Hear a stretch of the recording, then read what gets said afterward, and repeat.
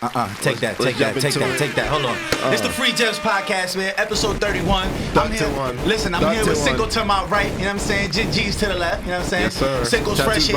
Listen, Cinco is fresh here from the gender reveal. You know what I mean? So we just touched down. Listen, we here to listen. Open house today. Open house. We here to talk. Listen, man. It's the fourth quarter. We here, man. It's about to be November. Halloween's around the corner. Thanksgiving around the corner. Spooky season, baby. Spooky season is right, bro. This shit is getting crazy outside. That's supposed to be the ghost. Yo, listen.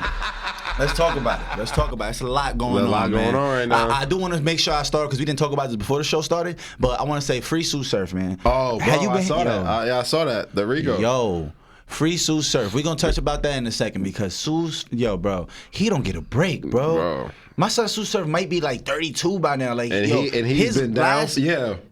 His fame since we've known him, he was like 19 to now, bro. It's just been hell, dog. Like hell and back. Like.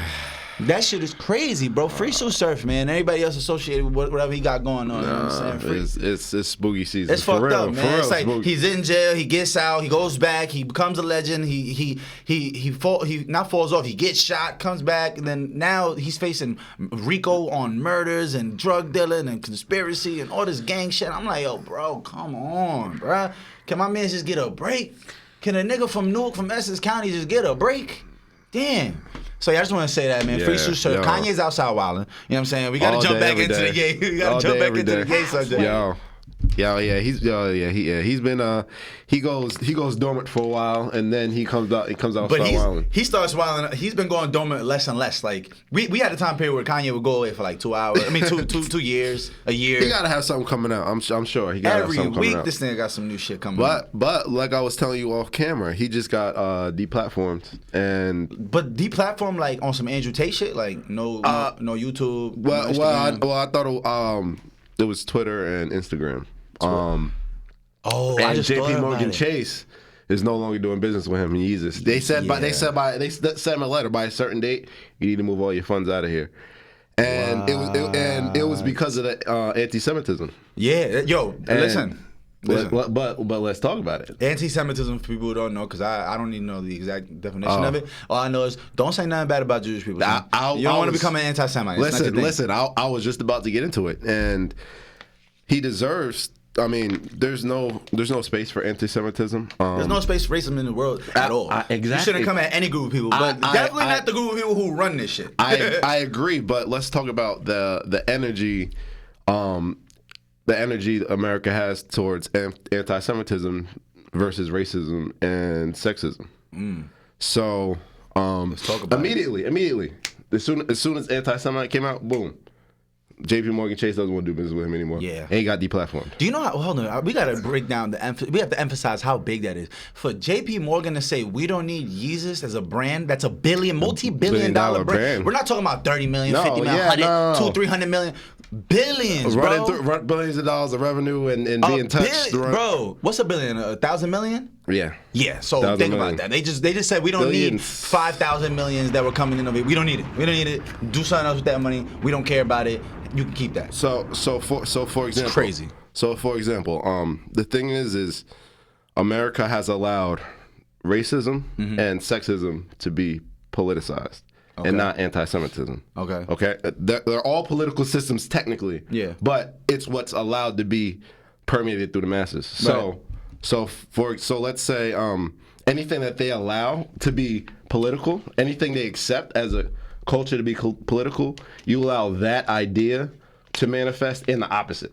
Does that make sense? Yeah. For example, it's kind of like if you believe in the devil, you gotta believe in God.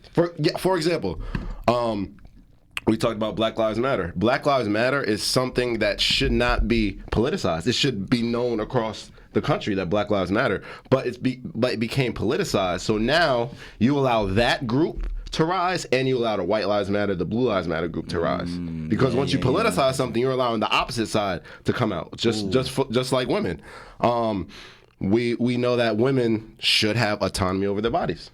They should have autonomy over their bodies. Politicized. Once you politicize it, now you allow the pro-life to resonate in a country. Once you allow something to be politicized, you allow both sides room for both sides. Yeah. Anti-Semitism, as soon they have a no tolerance policy.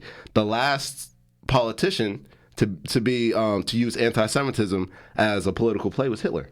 Ooh. Nobody since Hitler has used that as a political play. We fought the H-bomb already. We 3 minutes into this episode. You talking about Hitler already? We fought a war. Sheesh. We fought a war over anti-Semitism. Right. Damn. And since then, world war. A world war. Ooh, and it's just the lens that they put anti-Semitism in compared to racism and sexism. They allow those other two to be normalized in societies. Wow. So how much control do you have to have where you don't even allow it to become politicized? It's not up for debate. And I'm saying, listen, none of them should be politicized. They should all be known that in a society we're not a no zero tolerance policy for all of them.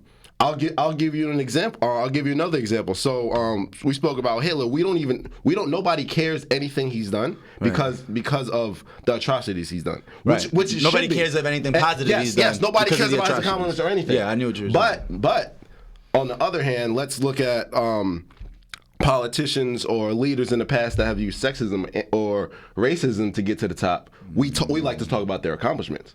We're just so desensitized to the racism and the sexism that we talk about their accomplishments, or we don't even talk about them at all. We don't even hear about them.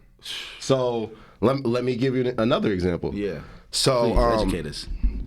So 30, 40 years before Hitler, there's... That would have been like, what, like 1890s, 1880s? Hitler was like, what, the 20s? 1920s? No, 30s.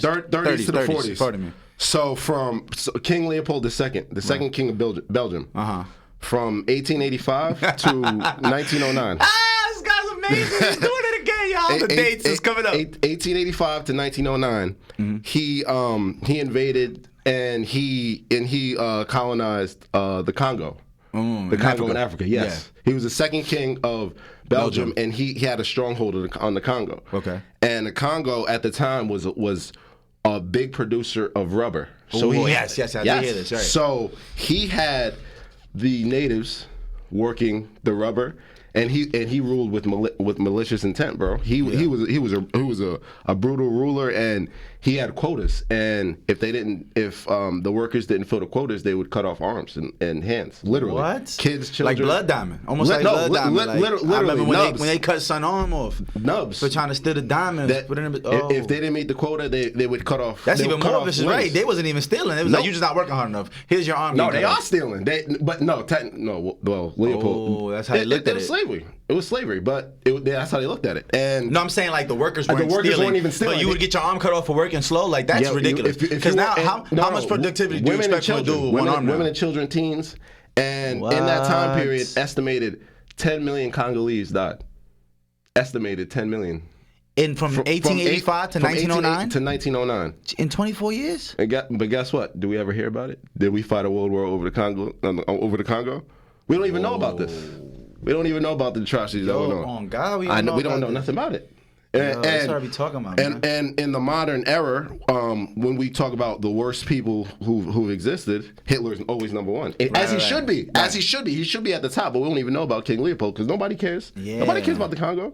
And then 30 years later, that's when Hitler's whole regime came in. Damn. Yeah. And we fought a whole world war over it. So it's just think about how obviously mostly white societies there's a no tolerance policy for anti-Semitism, but we allow racism. We allow a space for racism. We allow a space for sexism to just manifest and take root.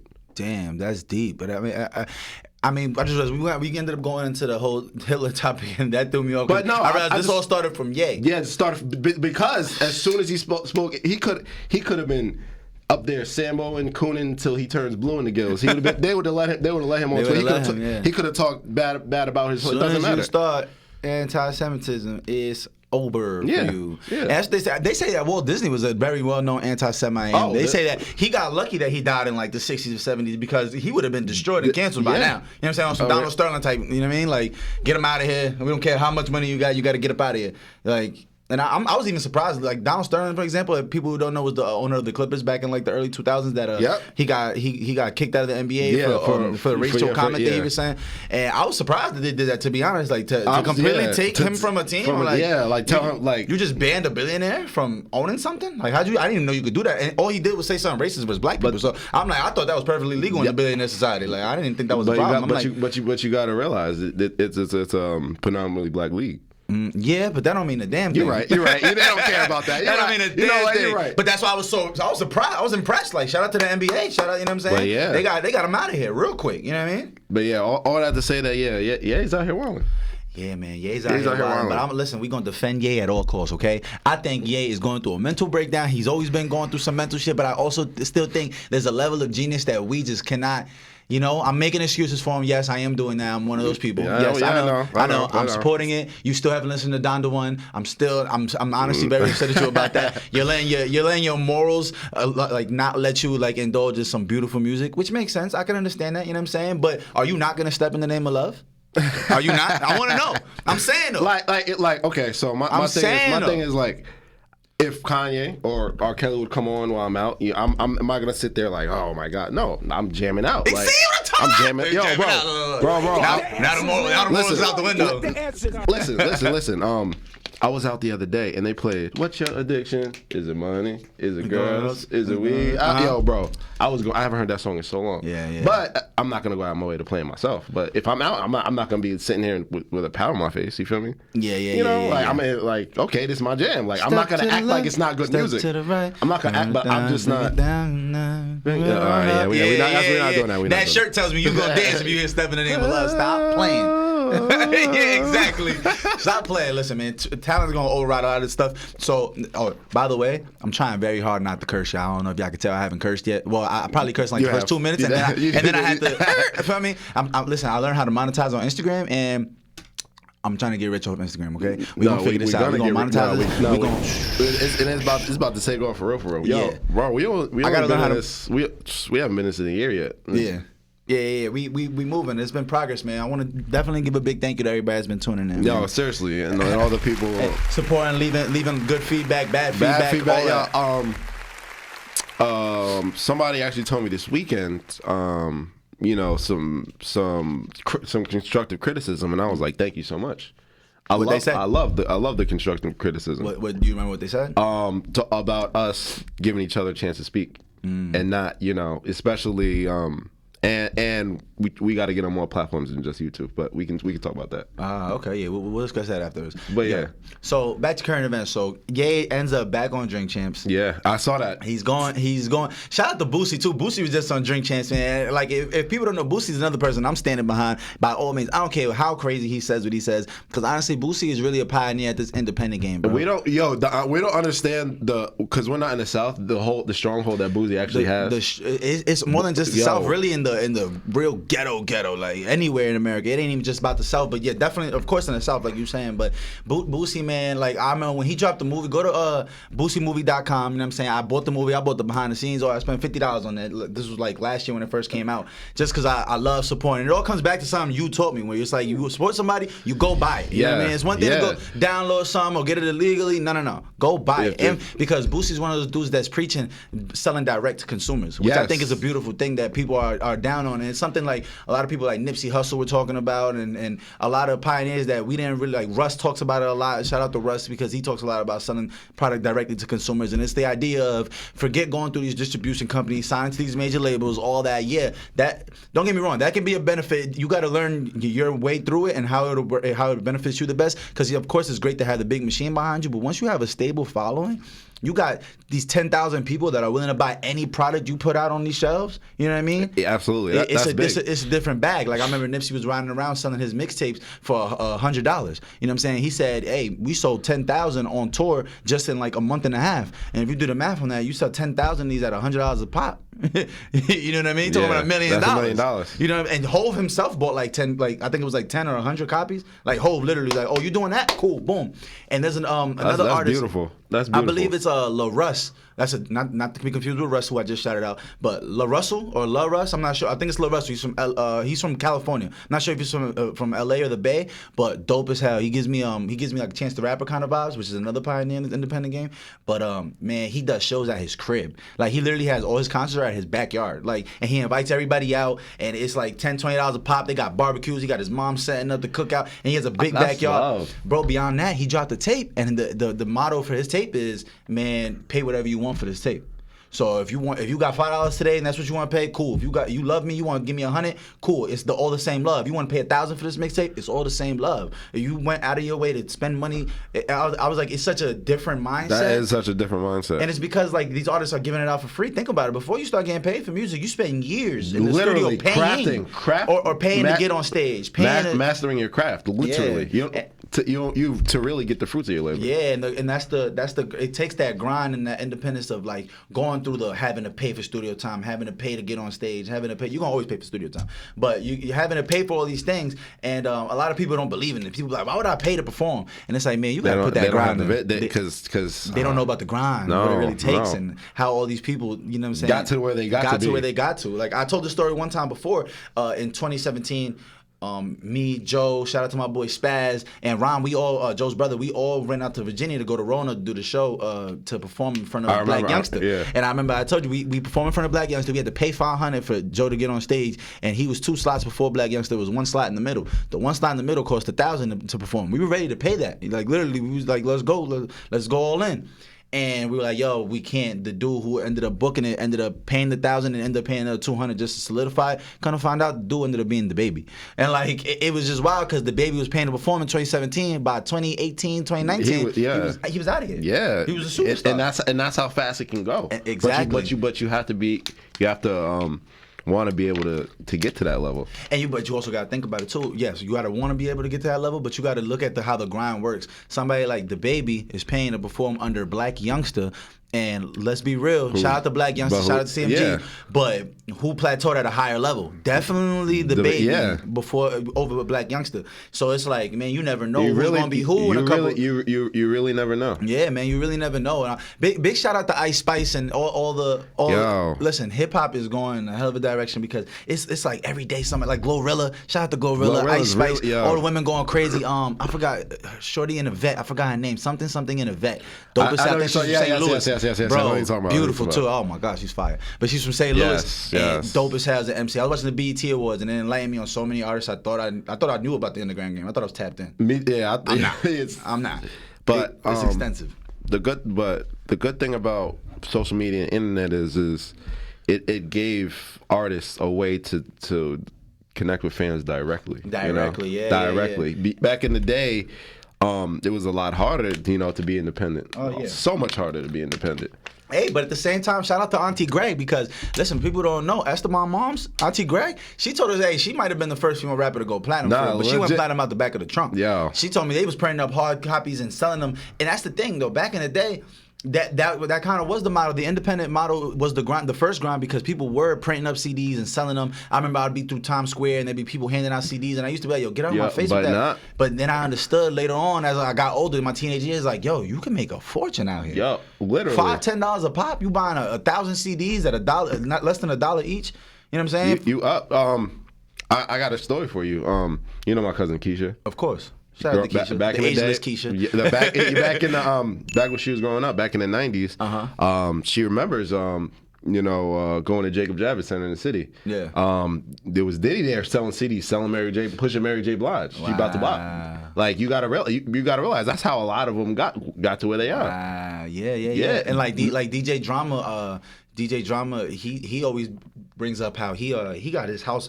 He got his shit raided by the FBI and all that in the middle of for piracy claims and stuff when he was doing all the Gangsta Grill mixtapes. Because I remember, Gangsta Grills was so everywhere, bro. DJ Drama mixtapes were at the stationery stores in Teaneck and Bergenfield. Like if it's there, they were in every hood across America. And I'm like, yo, I didn't understand. Like, they were really getting bags off this. Like they'll go put these mixtapes on the shelves on consignment. Here you go, throw it in the store, and they'll be getting them all $5 a pop. You put 1,000 mixtapes in there, you done made $5,000. You know what I'm saying? You go check back in a month, that shit is gone. You know what I mean? That's 3 mixtapes a day. I mean, that's like 30 mixtapes a day. Those were going back then. Like that wasn't a rare thing. No, not at all. That's what I'm saying. Like it's kind of crazy how that we transitioned from that to selling the hard. We were selling CDs and everything, and then the streaming era changed much. They flipped the switch on a lot of stuff. But that's what. But it's also been an exponential growth in like how much these artists are selling. Even though it sounds like people are selling a lot less. Like just last week, they said the Baby was on pace to sell. I think it was like 20K albums, which in the early 2000s would have been like, what? Why did you even sign this guy? You know what I mean? Yeah. Like back if you didn't sell 100,000 or better, it was like, who are you? You know what I'm saying? And I remember days of like Wayne when he sold $1 million in 1 week, and that was crazy. He sold like 1 point something off Carter 3. But like that wasn't too far fetched. Like big artists were selling $1 million in a week, not rappers. Wayne, I think, was the first rapper to ever sell $1 million in the first week. But you know what I mean? People like DMX was the first artist to go platinum twice in a year of 2 different albums. Like little do people remember that. You know what I mean? But shout out to X, you know what I'm saying? Or RP DMX. RP X. Yo, bro. I be tapping into some DMX music, and I be like, yo, he was going through something. Bro, he you don't. Bro, he used to realize, he used to really talk to the devil, like on songs, like.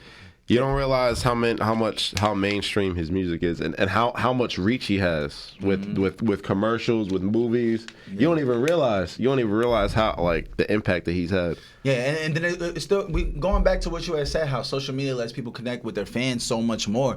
It's like, man, back in the day, if you wanted to meet somebody or feel like you're interacting with your favorite artist, you would have to damn near go find them at a meet and greet, find them at like some type of CD signing, some kind of signing, and that would be rare. You know what I mean? Where now it's like, yo, if I can comment on this artist's post and they like it or comment back, you feel like this person just gave you a hug. It feels like they liked your comment. Oh, it feels like you know them personally. Or like when people get followed, like, yo, I see the reaction when people be like, oh my God, Alicia Keys liked my comment, and it's like they lose it. It's like that if I was famous, I'd be on here just liking and commenting everything. Like I love when I see that. I love when I see people like Drake over here bagging, like a dude's trying to troll Drake in his comments, and he follows his girl. Yo, that was crazy. That was epic. That was epic. I just see that was petty. Yo, no, what's petty is why Ye said Drake's the best rapper alive, because when Drake beefs with you, he'll go sleep with your baby mama's mama.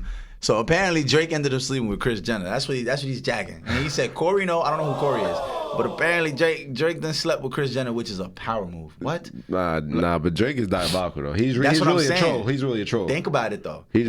If I sleep with your baby's mama's mama, now your kids call me granddad. Yeah, that's different. That's different. That's a different level of planning. But yeah, shout out to Drizzy Drake, man. But he really is the GOAT. Nah. I think so. When you factor it all in, when you factor everything in the longevity, it's not gonna come close. And like I was thinking about this the other day. Like he can't even do a verses. He only got like 20 songs. Is it gonna be singing Drake? Is it gonna be rapping Drake? Like is it gonna be just features? Just hook? Like just features, he'll kill people. That's what I'm saying. Because all his features were super energetic. Oh my God, this artist is out of here. You would be so happy for the artist they got the Drake feature. That it's over. You taking off. Yeah, you're right. Because damn, down, bringing it back to like the Migos. Like, the Versace, Yeah, when Drake jumped on that, like when he Block Boy JB, there's so many countless people that like he just took them out of here, like shoot, and they never went down from there. You know what I mean? And you know what I was just talking about? I was listening to Joe Budden's podcast, and he was explaining that like he took Eminem out of his top 10, which is. I was like, oh snap! Like, 'cause you know Joe Budden, has strong ties with Shady Aftermath, all that. He was signed to Eminem, and that's like he always bigged up Eminem. So when I heard him say that, I had to hear his reasoning, and it resonated with me because he was like, man, M's music didn't age well, and I'm like, damn. When you think about it, it's true. Like, I loved Eminem. Don't get me wrong. I still do love old Eminem. I don't hear none of that new stuff, though. I'm going to be honest with you. Like, after, like, 06, 07. Nah, I ain't going to lie. I like some of his new stuff. I don't know. What are you talking about, bro? Don't let me find out you bumping Recovery, bro. What are you bumping, Making a Murder goes hard, bro. Making a Murder? Nah, listen, we're not listening to that. Not the point, though. I'm talking about the music that aged. You know what I'm saying? Like, ain't nobody really trying to listen to Cleaning Out My Closet. Like, nobody's really, like, one of the only Eminem songs that I know that, like, I let play when it comes on shuffle right now is probably, like, Stan. I'll let Stan rock. But I'm not trying to listen to the I'm Slim Shady or something. Headlights goes stupid. Headlights is recent? So you tell me Headlights not that recent. Headlights not that recent. Hold on. Headlights is not that recent. That's some Shady LP too, I think. Oh, okay. But you telling me you listen to recent Eminem, but not recent Kanye? Absolutely. You're killing Absolutely. me. You're killing me. Absolutely. That's not about the music. It's not about it. It's not it's about always the music. about the music. It's not. It's all about. It's not. It's not. But yeah, no. Nah. I see where he was coming from because I think about all the old school classics. Like I'm still listening. I can still listen to Illmatic. I can listen to Reasonable Doubt. I can listen to that when it comes on. Like I'm not trying to change it. But do I really want to hear? I said I'm sorry, mama. Nah. I haven't meant to hurt you. I kind of. Nah.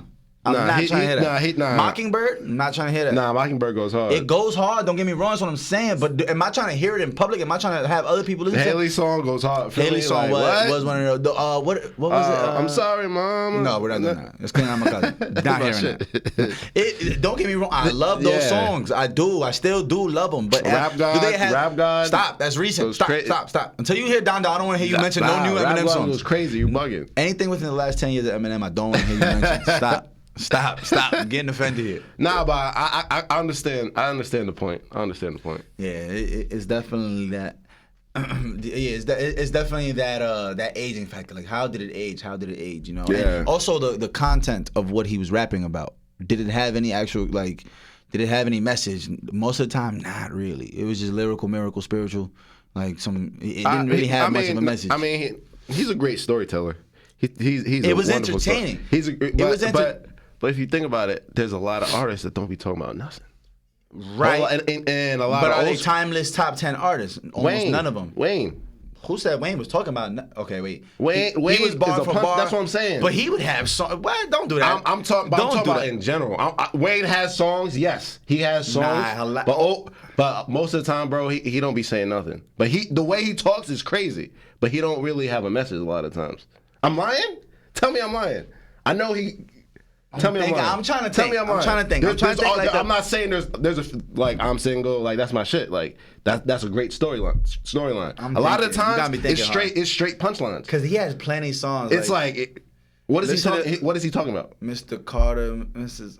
What is he? But that's out. What I'm talking about mixtapes. You feel me? But in general, am I lying? One of my favorite Wayne songs is Misunderstood.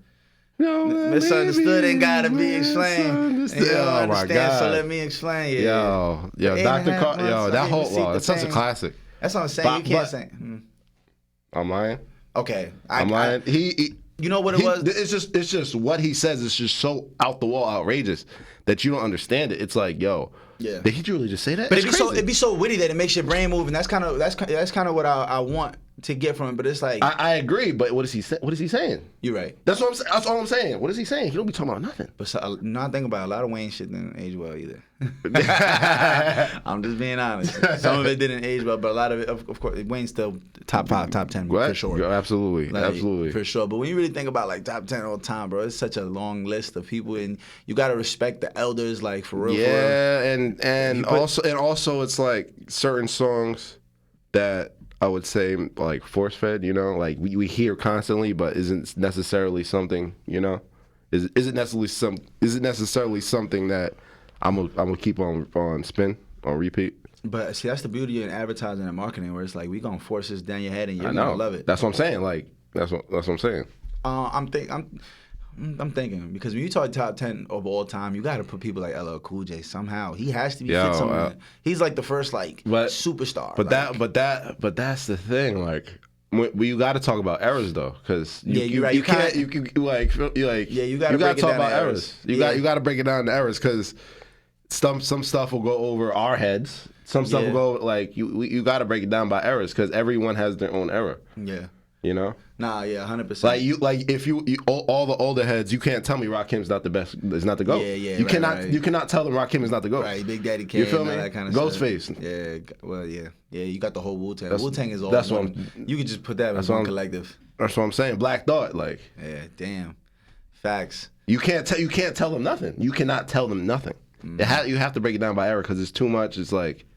It's too much that goes into it. Yeah, you're right, and it depends on what you're looking for. You Exactly. Because if I say top rappers of all time, and is it now? Are we doing hits? Are we doing longevity? Like, what are we doing? Yeah. Because shoot, you can have a lot of hits. You know, are we talking about work? Like, it's a lot of. Nah, you're right. You're 100%. There's a lot that goes. It's too much to go into. It's too much to factor into. It's too much to. Oh, that era was crazy. Well, I didn't know that era. You feel me? Like, It's too much that goes into it. And it's also like it's subjective. Wow. Yeah, it's very subjective. Exactly. It's all subjective. I wish we could all like have a poll, like the whole USA got to vote, and everybody got to vote like their top 10, and then like they use that to just use averages and stuff. But yeah, just because someone can make hits, does that mean they're a great artist? You know, people know how to make hooks, know how to make stuff that will catch on. Yeah. And there's some artists who talk super crazy but can't make a hit. Yeah, that's true. Who can't like? That tends to be the problem with like battle rappers and stuff. Yeah, like can't.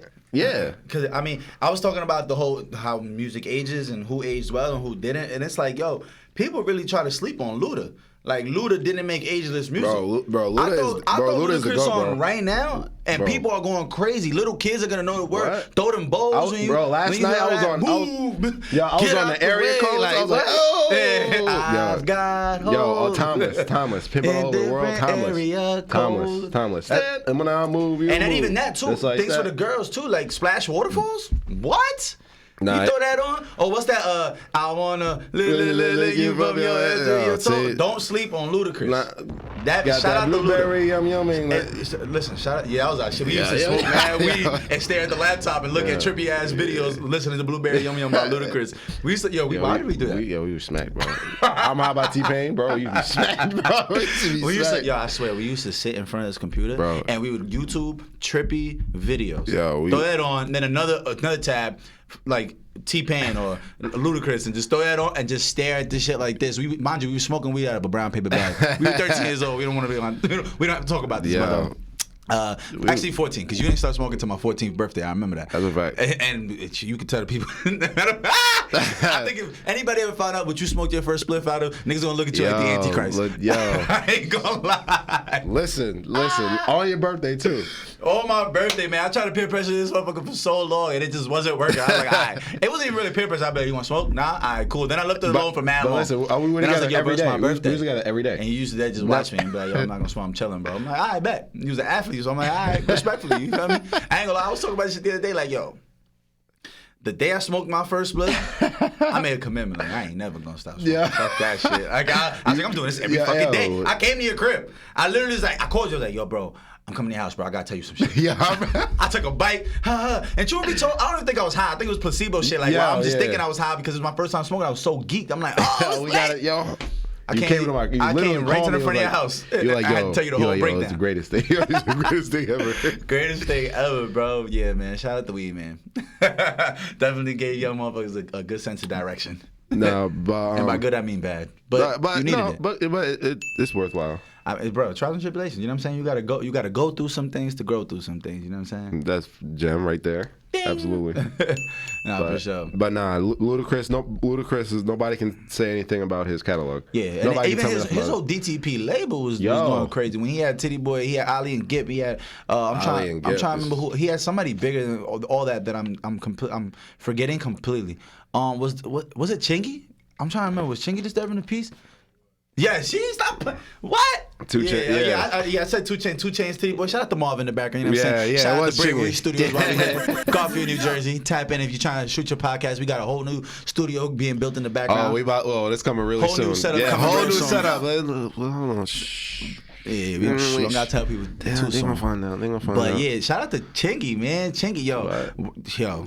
Chingy, I remember World Star ruined his career, son. That was like the first thing I remember on World Star. Besides people getting knocked out left and right. World Star was a whole my introduction to World Star, I'll never forget this. I was in science class from 10th grade, and some dude was like, yo, you heard about that alien that landed in Arizona or something? I'm like, what are you talking about? He's like, niggas had a frat party, bro. There was an alien walking in the backyard. I'm like, yo, what are you talking about? Yo, why the nigga had the footage on World Star? There was dead alien just walking past, and niggas was drinking beer with the nigga. Like, it was like scary. Remember Scary Movie 3? I think when he had the aliens. Yo, it was the funniest shit in the world. I think that's the third one. That was the funniest shit in the world to me. And then right after that, it was like another alien sighting, and then right after that, it was Chingy gets caught with a transgender. Yeah, I remember that. From there, we never heard from Chingy again. Like, literally. I forgot Shorty's name. She was trying to expose everybody. It was like something Star. Something. Oh, yeah. You know what I'm talking about? Sydney Star. Sydney Star. Yes. Yo, Sydney Star. I remember that. Yo, bro, she was trying to ruin the rap game. She was trying to take niggas out, and she did. She single-handedly ruined Chingy's career. We never heard from Chingy again. But Chingy had some hits. One Call Away, right there. That was my shit. What? What? Holiday Inn? Holiday Inn? What? That was what? He had Ludacris and Snoop Dogg on there. Shout out to Snoop, the greatest, best, worst rapper ever. You know what I'm saying? But it's crazy how you said that. Yo, I do remember that whole Chingy thing. Shout out to Disturbance Peace, DTP, man. But one call away. One call. What? One call away. Now one call away with what was son from I think it's from like a Cosby Show or some shit. Oh yeah, I forgot who it is. I know who he is. And you was one call away. Yo, bro, shout out to Chingy, man. But you just said something that just made me think of something. What? It's completely off topic of what we're talking about. Yeah, that's fine. It's the Free Gens podcast. Yeah. So as far as you, I don't understand. Okay, I don't understand the whole culture of right. We're in a culture that wants to normalize transsexuals and transgenders. We're about to get canceled, ladies and gentlemen. Right? I know whatever topic this is. He's about to touch on. We're going down. It's over. It's the last episode of Free Gens podcast. Thank you, everybody that's tuning into now. It's episode 31. This is the final episode, guys. Final episode. Appreciate you, Mom. Thank you for all you done. But let's see where we're going with this one. Let's pray. But I was saying that, like, we're in a culture that's trying to normalize that, but at the same time, want to expose people for going for that type. Does that make sense? No, you can't normalize something. You can't normalize something and be like, like if you're saying that you're exposed to something has a negative connotation. Exactly. It already has a negative connotation. So it's like, what are you saying? How can you normalize something and then try to expose at the same time? Like you're not an ally. It's like it's like a woman who outs her boyfriend or whatever for that. I mean, you can't call yourself an ally if you're trying to out somebody, you're trying to expose somebody. Like I feel like it's a double-edged sword. I just seen some MJ LeBoy, I think that's Justin LeBoy's like brother or something. And they both posted some. Oh, you're not a Justin fan. I remember you told me. God, bro, I can't. He posted some, and apparently there's like some girl, some transgender girl was like exposing guys in Miami. Yo, bro, I didn't see nothing other. But it was like a meme. It was a meme with like Meg Thee Stallion and some short dude. It was like Miami dudes acting like they didn't know. It was a whole thing. I had no idea what they were talking about. I thought they were just trying to say Meg was tall. You know what I'm saying? Because honestly, I don't really like Meg Thee Stallion, but I'm just waiting until the verdict comes out so I can talk my shit. I'm gonna get on here and talk mad shit. Listen, Meg, we're coming for your pockets. Shout out to Tory Lanez. We getting this fucking money, okay? Oh yeah, we really about to get canceled now. Meg. We're about to we're touching Chadies and Meg Thee Stallion. It's over. We're done. This is episode 31 once again. Love you guys, but it's over. We are out of here. And Tory Lanez, you better be fucking innocent, dog, because I've been riding with the sticker the whole time. You want to punch August Alsina in the face? Fuck August Alsina. I don't know. What you mean? I don't know the whole situation. You starting to believe this shit? I don't know, man. I feel like it's because Tory punched this funny nigga I don't think in the face. For me, it has nothing to do with that. I mean, I don't know. Don't let Tory punching this nigga in the face make you think that he will shoot Meg. I wasn't there. So who am I to say otherwise? I wasn't there. He did not shoot that woman. I don't know. I'm not jacking it. I don't know. I'm not having it. He did punch Augustine in the face. I see. And he deserved that shit. Fuck August Alsina. Nah, he didn't deserve that. I mean, he might have not deserved it, but I don't give a fuck. You feel me? Yeah. You know what I'm saying? I don't care. It's two grown ass men duking it out. You can't shoot women, but you definitely could punch your man in the face. I do bang with August Alsina. He been through a lot for me. He's been through a lot. Yeah, he's been through a lot. But that shit has nothing to do with me. No. And it's not going to deter me from thinking that my son Tory is free on the next shit. But for me, it had nothing to do with that situation. As far like I said, I wasn't there. I don't know. I can't say either way. I don't have a side. Like we'll see what happens. But like I was saying, like. The whole point of outing something or exposing something has a negative connotation to it. So 100%. How can you expose something and then try to normalize it in the same breath? Yeah, it was like are you really an ally in that case? Or right. like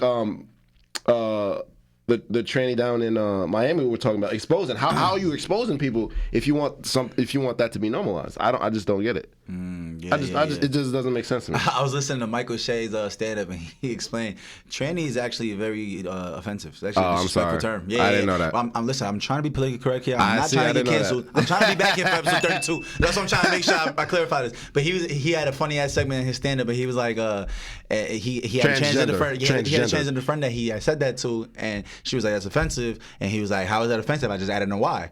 And he was like, what if I called you Blackie? And he was like, okay, I understand. See, so I'll learn it every day. When you put it like that, it's like, oh, Yeah, that sounds fucking crazy. So a transgender person, you know, you could say you're an ally. Or you could just trans women or men. Or I have a bunch of clients too. Yo, matter of fact, let me not cut you off. But No. I was just gonna say you can say you're an ally, but your emotions or your actions say otherwise. Like you can't. If we're gonna normalize it, like that has nothing to do with me. Like if we normalize it, yes, but how we expose it at the same time, it just doesn't make sense. Yeah, and it's wild though because I've definitely had multiple clients that came to me, like let's say 8 years ago, and they would be with it'd be a woman, she comes with her girlfriend, and I'm like, okay, cool, gay relationship, cool. One's the man in the situation, one's the woman. And I'm talking about they'll come back 2-3 years later, they done turn into a complete man. I'm talking about had a beard, voice is deeper, acne, cut their breast out, you know what I'm saying? And I'm like, oh shit, because when you think about transgender, we really tend to really just think about dudes turning into girls, but you don't really think too much about the women that turn into guys. And it's like, oh shit, like you would not know. You would not know. You know what's crazy? You didn't. I'm talking about, but it took me time to realize who it was. The two specific examples I have in mind. Shout out to them because they're great people, but it was like so mind blowing. I'm like, yo, why do I feel like I recognize you, but I can't put I can't figure out exactly who are you? And then it hit me like, oh shit. You turn into a complete man. That's fucking crazy. Like, science is fucking crazy. Shorty had a beard bigger than mine. I'm like, how the fuck did you do that? It's amazing. Like, you were flabbergasted. Completely. We you didn't go to our reunion. Somebody at our reunion is a man now. Oh shit. Legit. Oh, God? And yes. I'm trying to remember who it would be because I feel like one of my clients is from Teaneck that I'm thinking about. Yeah. But I think she was like a grade above us. I don't want to say like that, but she wouldn't have been on. Nah, bro. Like that's crazy. And the thing is, like, I followed them on Facebook for a while, so I seen, but like in person, you would never know. Yeah. You would have never. I'm the only one who actually recognized. I was like, yo, like yo, you used to be Christina. What the fuck? That's dope. I say it's dope because honestly, bro, if you want, that's how you want to live. I think you should. I agree. Go live how you want to live. I totally agree. Whatever makes you happy. I told like, listen. I keep saying life is about happiness. Oh God. And live your true self, everybody. Whatever that may be, live your true self. Yeah, like you said, whatever that may be. If you want to be a rapper, if you want to if you want to go be a porn star, go do that. Yo, go that's do what you want to do. Whatever makes you happy. Don't listen. Life is too short. Life is way too short for you to worry about what other people doing. You know, and that's what holds most people back is worrying about what others think about them. That's what holds 90% of people back. Why are you not chasing your dreams? Why are you not doing what you want to do? You know, you're trying to hold up this image to impress people that don't even care about you. Because at the end of the day, you got to look yourself in the mirror every day. Yeah, you know, 100%. Kendrick Lamar said it the best, man. Life is a traffic jam, and it took me a while to realize like what he really meant. Like life is a traffic jam, and I'm like, what does that mean? It means, all right, you're in your own vehicle. You're on your way somewhere. And when you're in a traffic jam, we're all heading in the same direction. We're all going forward. You know what I mean? But you're stuck. It's a very slow pace of moving forward because there's so many people in your way. Because no matter how you want to put it, you got to deal with everybody around you. Your life revolves around the people. Even though people be like, man, these people don't matter. Nobody's opinion matters. Like none of that matters. It's only what I think and what I feel, and that's not the truth. The truth is the whole world revolves around how you interact with people, good or bad, or however you go about it. But having to deal with people, and like I said, we're all going in the same direction. And we're all in each other's way. So at some point, you're gonna have to deal with this person in front of you. You know what I'm saying? At some point, you're gonna have to put your blink on, tell them, yo, I'm changing lanes. I'm going this way. Yo, I'm taking off on this exit. Yeah. You know what I'm saying? I was like, damn, that's deep. That's deep. That's tough. Like, shout out to Kendrick. Shout out to Section 80. You know what I'm saying? Section 80. So, Section 80 is a great tape. That's a great tape. One of the greatest. Changed my life.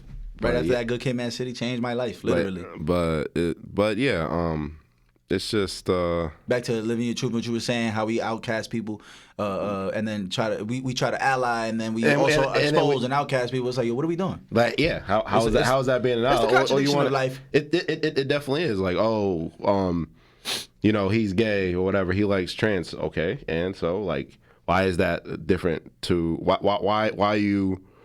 why are you perceiving somebody differently? Like, if that's what they want to do, that's what they want to do. You feel me? It's easy for people who have progressive mindsets like me and you to think that way. Because not for nothing, my brother's gay, so I was always like not open, but like I was always like, it never bothered me. I wasn't one of those people who was homophobic at all. Yeah, like, I was like, all right, cool. Like, that's what's up. You feel me? Like, it never really dawned on me how much other people really are homophobic. Yes. Like scared. Like I know motherfuckers who won't want to shake your hand because you're gay. Type shit. Yo. And it's even weirder to me when I see people are homophobic towards lesbians. It's like, what?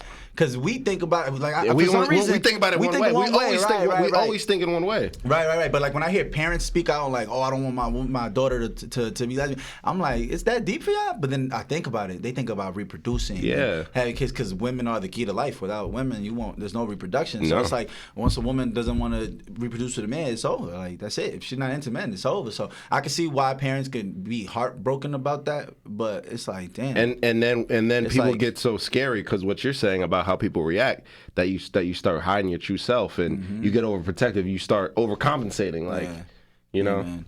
It's deep though, because then you start touching on stuff like suicide and people like, not being happy with themselves, man, and that there, it touches me hard because I don't know if you realize how many of our like people that we grew up around actually committed suicide. I don't know if you realize it. I do. I'm talking. It's more than a handful, dog. Like when you really think about it, and I always talk about when I sit down with a lot of people that are like from impoverished areas, from the hood per se, you know what I'm saying, that dealt with a lot of death and of people that are near their age, and they talk about murders and stuff, and I'm like, okay, you don't realize. In the same sense, you have murders in the suburbs. They have something called suicide. They have something called overdose. Exactly. A lot of car accidents from privileged kids that are you have a car at 17, but guess what? You're drunk as hell. You're doing all kinds of pills, doing all this nonsense, and now what? Now you killed 4 of your friends in the same car because you were off the shits, and that happens a lot more in the suburbs that people don't even realize about. And it's deep because the suburbs are dealing with similar traumas to the hood, and you wouldn't even think that. You think, oh, you from the suburbs, man, you ain't never been through nothing. Because I know kids from Upper Saddle River that literally walked downstairs and saw their friend overdose on heroin, and I went to his R.I.P. Paul. I went to his funeral. You know what I'm saying? People that were just my clients, and I'm like, yo, this shit is deep to me because it's like, man, you don't even realize these people are 18, 19, young as hell, dying of things that we think they're not even going through. I never knew that kid was on drugs like that. I didn't have no idea. At the end of the day, it comes down to everybody, no matter your socioeconomic status, everyone has their own problems they're dealing with. Everybody 100%. Has their own, fractions they're dealing with. Oh, wow, you have money. You must have it so good. But you don't realize, I have money. My parents are so pristine. But now I have so much expectations on my shoulders. Mm-hmm. Can I live up to the expectations that everybody puts on my shoulder? You know, everyone's going through something. Yeah. No matter what, and it doesn't matter your socioeconomic status. But at the end of the day, man, it's just and the fact that most suicides are committed by men. Yeah. Majority of suicides committed by men because we're in a society and that tells us that we're supposed to be strong. We're not supposed to have emotions. We're supposed to have all the money. That's crazy. When you think about it, we're the minority by double. Women double us. There's 2 women for every 1 man, and you're telling us that men are the highest suicide rate. That's a conversation that needs to be spoken. Men are the highest suicide rate. Shout out to Brandon Marshall, I Am Athlete. Yes, everybody over that way because they speak a lot about mental health. Oh my God! Listen, big shout out to G Herbo. Oh my God, yo! When I was watching G Herbo's interview, I forget with who, bro. I didn't know G Herbo was on this kind of brain path right now, bro. Kind of find out G Herbo, they raised and donated, I believe it was like $50,000 to give free counseling to kids in Chicago. Like any kid that's going through any type of trauma that's been, like even if you're just a kid that's getting in a lot of trouble, you might not know if this kid's actually going through some kind of PTSD. But like G Herbo's last album that just dropped was called Survivor's Guilt, and the one before that is PTSD. And he's speaking on exactly what that is. Like, yo, this is real. He's only 26 feeling these emotions. He's like, yo, I'm just now being able to talk about it. I'm a millionaire. I'm out of that situation. There's kids that still broke, that's in their 20s, 30s, 40s, that have never discussed this. And like you said, have to deal with being the strong male, having to deal with being looked at as, oh, that's the shooter, or that's the killer, or that's the OG. Hey, bro, OG done lost 40 friends. Exactly. That's a person. OG done been in jail for 20 years. OG done lost his mom and his father to gang banging, and his son. And his, you know what I'm saying? Like, that needs to be spoken on. And G Herbo, man, I just want to give him a big shout out, a big applause, because I think that was one of the dopest, most beautiful things I've ever heard. That is. Like, free counseling, like, who does that? Listen, I didn't even hear about that. I'm about to get up on that today. Yeah, bro, it was just different because you always hear about people contributing and doing philanthropy, and it's like, oh, we're going to donate books, we're going to donate toys, we're going to do the clothes, and we're going to do this and that. But how many people do you hear giving out free counseling? How many people do you hear about that? You don't hear that ever. No, you don't. You don't. I've never heard that even from. I've never heard that. Obama, you know what I'm saying? Like even the political, like these higher people, like that you would see that coming from. So for that to come from a 26-year-old rapper from Chicago I feel like it speaks volumes. Yeah. You know what I'm saying? Volumes. Yeah. Wow. The fact that he's able to be where he's at, coming from where he is. Yeah. And he has that perspective. That's why that makes it even more genuine, even more connected, because he's been through that. He lived through that. And he knows what it's like to be that 13-year-old kid who's lost his best friend already, that lost his older cousin, that lost his older brother. You know what I'm saying? He knows what that's like. So it's like, man, these kids is going through something that we can't even fathom. No, we can't even fathom. No, we can't even. And it's the same thing in the suburbs, like I'm saying. Yeah, I know. Maybe that little kid who had to walk into his mom overdosing on pills, that walked in. You know what I'm saying? Like it's tough, the struggles people are going through, and the fact that it's not much. It's just now becoming a prevalent topic where everybody's talking about mental health and how important it is to get checked out, man. And I love the recent push because it's something that it's been like the elephant in the room for so long. For so long. And it's been a suppressed elephant in the room. And I like the idea of people, getting vulnerable, because you need to have these deep conversations. You need to have these heartfelt moments sometimes in order to get through whatever you're going through. Yeah. I mean, the human body is like a dam. Like as far as like it's like a body of water for real that has a dam to it. It's like you can keep overflowing it, but eventually that's gonna spill. And I believe everybody's one situation away from snapping. Yes.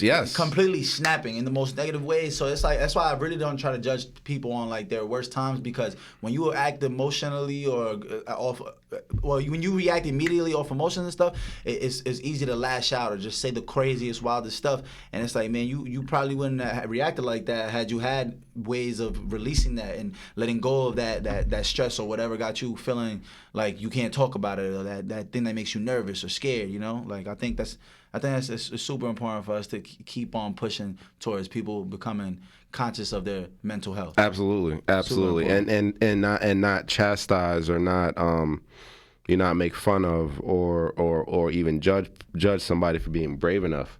If somebody's brave enough to tell you something that's been weighing on them, no matter what it is, it's not you're not in position to judge them. Yeah. You're not in position to poke fun. If you should feel honored. You should feel complimented. The fact that they're coming to you with such baggage that they're going through to try to confide something in you. Yeah. Or even like not even individually or in general, the conversations in general. Like we got to stop.